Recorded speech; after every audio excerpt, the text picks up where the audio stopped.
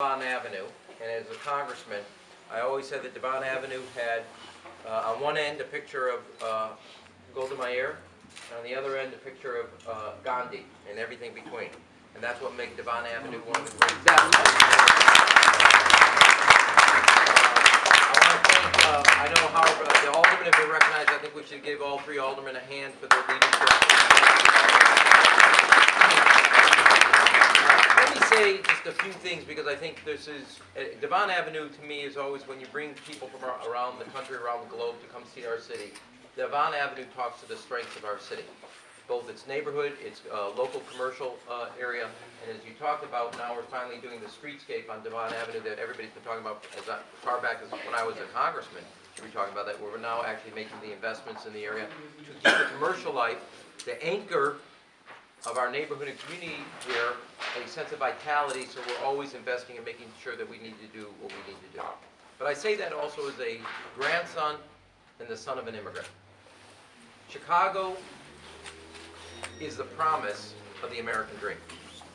That if you work hard, do right, your kids can achieve the American dream.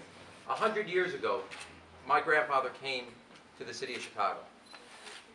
13 years old, by himself. Not a word of English. Couldn't pronounce the city he was coming to supposedly meet a third cousin he never knew. Settled in Lawndale, North Lawndale.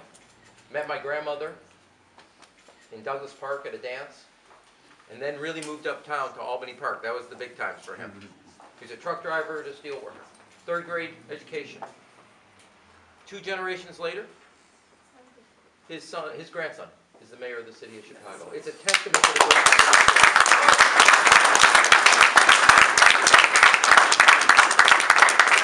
And so we should be honest.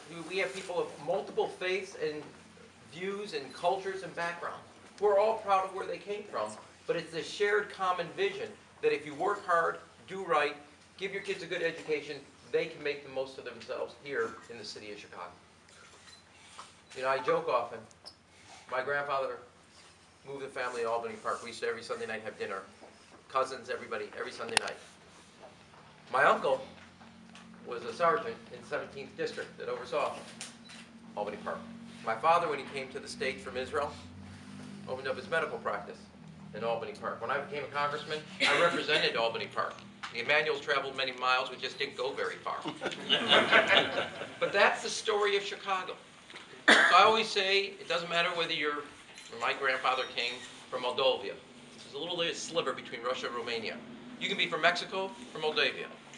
You can be from Poland or Pakistan. You can be from Ireland or India. Doesn't matter. Here in Chicago, you work hard, you get a good education for your kids, they can go as far as their God-given potential. That's what this group represents.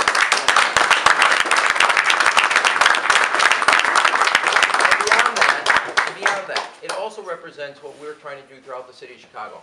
I am very happy that we have the fastest growing central business district in America. That's a good thing. Am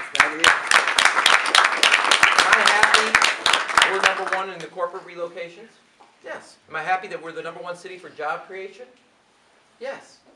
Am I happy we're also the #1 city for direct foreign investment? They're picking Chicago. They're doing that. Our finances are not our challenge. Our challenge is to grow an economy, grow jobs. And the finances are about whether we're willing to do the tough things, the necessary things, to give an environment so we can actually get the resources, grow our economy, and then meet our challenges and our opportunities on Devon Avenue, in Little Village, in Uptown, in Chatham, in Auburn Gresham. And so I also think that a growing economy allows you to make the significant investments. And you take this area. What are the basis of a growing economy? Good public neighborhood schools, good public parks, good public libraries, good public transportation, and good public safety. And if you have a growing economy, you can make that investment. If you have a shrinking economy, where jobs and companies and families are leaving, there's only one thing left. Raising taxes, cutting services. That's why I've been so focused on growing the economy. And I actually think this whole debate is all upside down. It's not about finances. It's about growing an economy so everybody has a chance at a job and a job that pays well, and also make sure that their family can get there.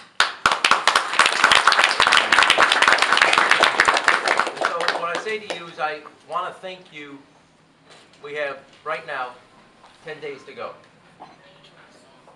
On April 8th, you're going to wake up to a new mayor. One of us is going to be mayor. It's no longer multiple choice. Only you. And that will be I understand.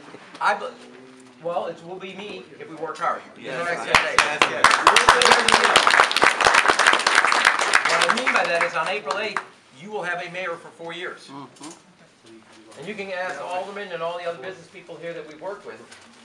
4 years to make to help lead and make the decisions. 4 years to make a decision how we meet our finances. 4 years to make a decision how we make sure our kids have full-day kindergarten pre-K. 4 years to make sure that we have the investments in our infrastructure. That's what we have to decide. And I don't think this is the time, not only to go back to a day where we're bleeding red ink and jobs and families and companies were leaving, but more importantly, we got big challenges, and you got to be big enough to handle them. There's a reason on every executive's desk there's a sign that says the buck stops here.